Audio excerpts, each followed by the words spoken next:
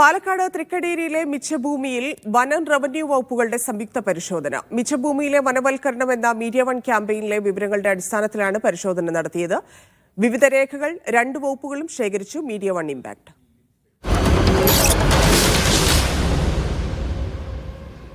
ഒറ്റമുറിയിൽ 3 കുടുംബങ്ങൾ താമസിക്കുന്ന തൃക്കടീരിയിലെ കുഞ്ചുണ്ണിയുടെ വീട് ഉൾപ്പെടുന്ന ലക്ഷം വീട് കോളനിയിലാണ് സംയുക്ത പരിശോധന നടത്തിയത്.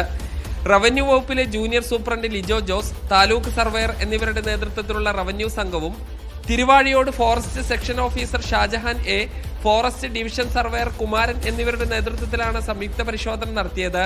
കുഞ്ചുണ്ണിക്ക് നേരത്തെ പട്ടയം ലഭിച്ചിരുന്നെങ്കിലും പിന്നീട് തിരിച്ചു വാങ്ങിയിരുന്നു. വില്ലേജ് ഓഫീസിൽ നിന്നും സംഘം രേഖകൾ ശേഖരിച്ചു. മീഡിയ വൺ വാർത്തയെ തുടർന്നാണ് സംയുക്ത പരിശോധന നടത്താൻ സർക്കാർ തീരുമാനിച്ചത്. പരിശോധനാ വിവരങ്ങൾ ക്രോഡീകരിച്ച് സർക്കാരിന് റിപ്പോർട്ട് നൽകും. പാലക്കാട്ടെ മിച്ചഭൂമിയിൽ വനം വകുപ്പ് അവകാശവാദം ഉന്നയിക്കുന്ന എല്ലാ മേഖലയിലും സമാനമായ രീതിയിൽ സംയുക്ത പരിശോധനയുണ്ടാകുമെന്ന് വനം മന്ത്രി നേരത്തെ ഉറപ്പ് നൽകിയിരുന്നു. Media one Palakkad.